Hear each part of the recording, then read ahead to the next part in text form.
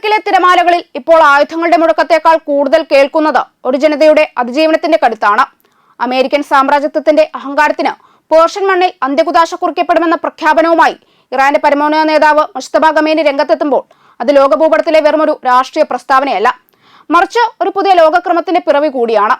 ഇറാന്റെ അത്യാധുനികമായ മിസൈൽ ശേഷിയും ആണവ സാങ്കേതിക വിദ്യയും വെറും സൈനിക ഉപകരണങ്ങളല്ല, മറിച്ച് 90 ദശലക്ഷം വരുന്ന ഇറാനികളുടെ ആത്മാഭിമാനത്തിന്റെ ചിഹ്നങ്ങളാണെന്ന് അദ്ദേഹം ലോകത്തോട് വിളിച്ചു പറയുന്നു. ഡൊണാൾഡ് ട്രംപ് എന്ന അമേരിക്കൻ പ്രസിഡന്റ് ഹോർമൂസ് കടലിടുക്കിനെ ട്രംപ് കടലിടുക്ക് എന്ന പുനർനാമകരണം ചെയ്യാനുള്ള വിഫല ശ്രമം നടത്തുമ്പോൾ ആയിരക്കണക്കിന് കിലോമീറ്ററുകൾക്കപ്പുറം നിന്ന് വിദേശികൾക്ക് ഇവിടെ എന്ത് സ്ഥാനമാണ് ഉള്ളത് എന്ന ഖമേനിയുടെ ചോദ്യം സാമ്രാജ്യത്വ ശക്തികളുടെ കർണത്തേറ്റ പ്രഹരമാണ്. പേർഷ്യൻ ഗൾഫിന്റെ ആഴങ്ങളിൽ അധിനിവേശകർക്ക് അവരുടെ ശവക്കുഴികൾ മാത്രമേ കണ്ടെത്താനാകൂ എന്ന കർക്കശമായ നിലപാട് ഇറാന്റെ വിട്ടുവീഴ്ചയില്ലാത്ത പ്രതിരോധത്തിന്റെ അടയാളമാണ്. അമേരിക്കൻ ഉപരോധങ്ങൾക്ക് ഇറാന്റെ എണ്ണക്കപ്പലുകളെ കടലിൽ തളച്ചിടാൻ ശ്രമിക്കുമ്പോഴും അന്താരാഷ്ട്ര വിപണിയിൽ ബ്രന്റ് ക്രൂഡ് ഓയിലിന്റെ വില ബാരലിന് $126 കുതിച്ചുയരുന്നത് അമേരിക്കയുടെ തന്ത്രങ്ങൾ അവർക്ക് തന്നെ തിരിച്ചടിയാകുന്നതിന്റെ തെളിവാണ്.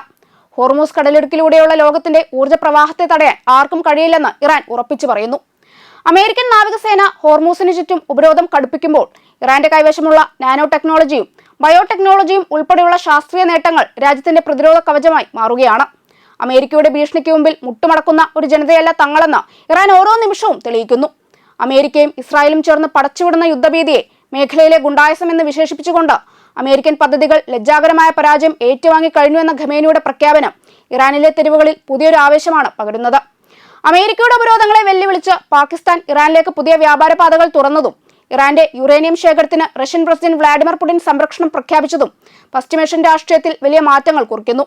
അമേരിക്ക ഫസ്റ്റ് നയത്തെ തഴഞ്ഞ് അയൽരാജ്യങ്ങളും വൻശക്തികളും ഇറാന് പിന്തുണയുമായി എത്തുമ്പോൾ അമേരിക്ക രാജ്യാന്തര തലത്തിൽ ഒറ്റപ്പെടുകയാണ്. റഷ്യൻ പ്രസിഡന്റ് വ്ളാഡിമിർ പുടിൻ നേരിട്ട് ഇടപെടുകയും ഇറാന്റെ 11 ടൺ വരുന്ന യുറേനിയം ശേഖരത്തിന് സംരക്ഷണം നൽകുമെന്ന് ഉറപ്പു നൽകുകയും ചെയ്തത് അമേരിക്കൻ ഭരണകൂടത്തെ അക്ഷരാർത്ഥത്തിൽ അമ്പരപ്പിച്ചിരിക്കുകയാണ്.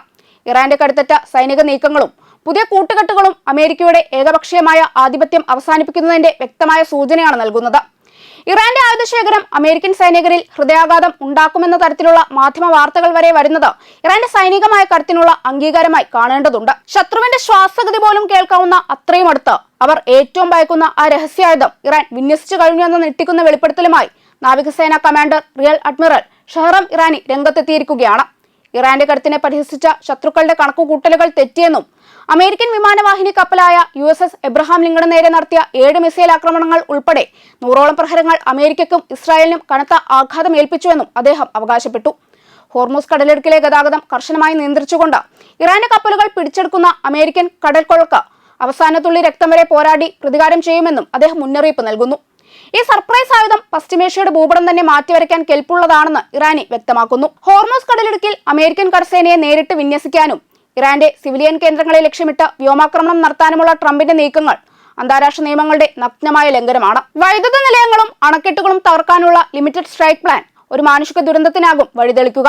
എന്നാൽ ഇത്തരം കിരാതമായ നീക്കങ്ങളെ നേരിടാൻ ഇറാന്റെ ചാവേർ ഡ്രോണുകളും മിസൈലുകളും സർവ്വസജ്ജമാണെന്ന് ഇറാൻ തന്നെ വ്യക്തമാക്കുന്നു.